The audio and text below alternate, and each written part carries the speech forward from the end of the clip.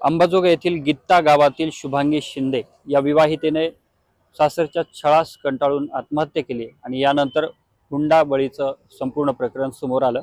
आज यानंतर शुभांगी शिंदे हिचं कुटुंबीय पोलीस अधीक्षक यांची भेट घेऊन बाहेर आलेलं आहे। माझ्यासोबत प्रदीप सोळंके शुभांगी शिंदे यांचे बंधू आहेत। काय सांगाल, आज तुम्ही पोलीस अधीक्षकांची भेट घेतली, काय नेमकी मागणी आणि काय चर्चा झाली? सरांसोबत चर्चा झाल्यानंतर सरनं व्यवस्थित मार्गदर्शन केलं। तिथल्या पीआयला फोन केला, डॉक्टर हॉस्पिटललाही फोन केला त्यानं, आणि याला वेळ लागतो, आम्हाला थोडे दिवस द्या, तो फरार आरोपी तो बी जलद फास्ट त्याला अटक करू आम्ही, असं ते सरनं आम्हाला आश्वासन दिलेलं आहे। कोणता आरोपी यामधला फरार आहे आणि पुढे आणखी काय मागणी असेल तुमची? आमची ते संदीप काचगुंडे हा आरोपी अद्यापही फरार आहे, आणि आमची मागणी अशी की आम्हाला वेळेवर आम्हाला न्याय भेटावा हीच आमची अपेक्षा आहे साहेबांकडून।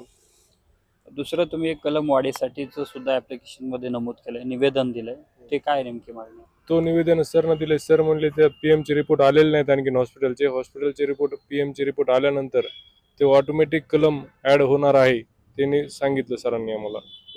कुठलं कलम वाढवलं पाहिजे अशी मागणी? आमचं 302 तिची आत्महत्या नसून तिची हत्या करण्यात आलेली हे सरांना व्यवस्थित दाखवलं, मी पण फोटो पण दाखवले, आणि तिथले त्यांच्याशी बोलणं झालं, व्यवस्थित सरनं मार्गदर्शन दिलं।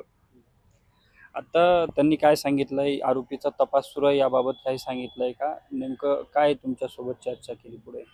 त्याने आरोपीचा तपास चालू आहे, आम्हाला थोडासा वेळ द्या, आम्ही त्याच्या पूर्ण पाठलाग करत आहोत असं सरांनी वारंवार सांगितलंय रे आम्हाला।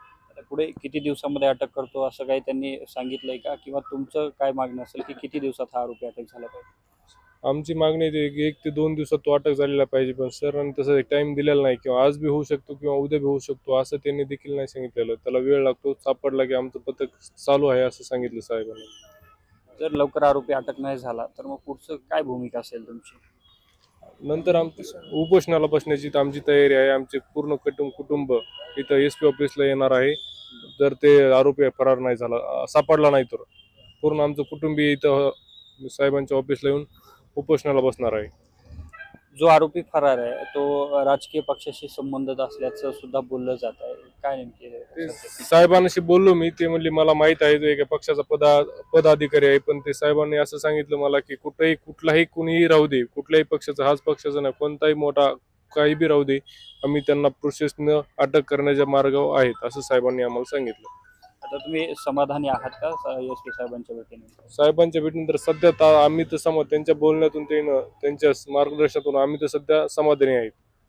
नक्कीच शुभांगी शिंदे हिने आत्महत्या केल्याच्या नंतर यामध्ये हुंड्याचं संपूर्ण इन्व्हॉल्वमेंट असल्याचं समोर आलं, आणि यामध्ये भाजपचा धारूर तालुका अध्यक्ष संदीप काचगुंडे याचा देखील समावेश असल्याचं समोर आलं, आणि यानंतर FIR मध्ये त्याचं नाव आलं। मात्र अद्यापर्यंत जो भाजपचा पदाधिकारी संदीप काचगुंडे आहे हा फरार आहे, आणि त्याला लवकरात लवकर अटक करण्यात यावं। याचबरोबर शुभांगी शिंदेची हत्या असल्याचा थेट आरोप कुटुंबियांचा आहे, आणि त्यामध्ये ते कलम ॲड करण्यात यावं अशा प्रकारची मागणी त्यांनी आज पोलीस अधीक्षकांना भेटून केलेली आहे।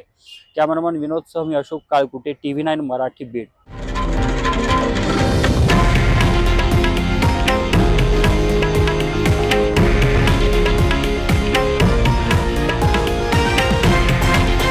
हे आहे देशातील नंबर 1 न्यूज नेटवर्क, आणि आपण पाहत आहात TV9 मराठी, एकमेव।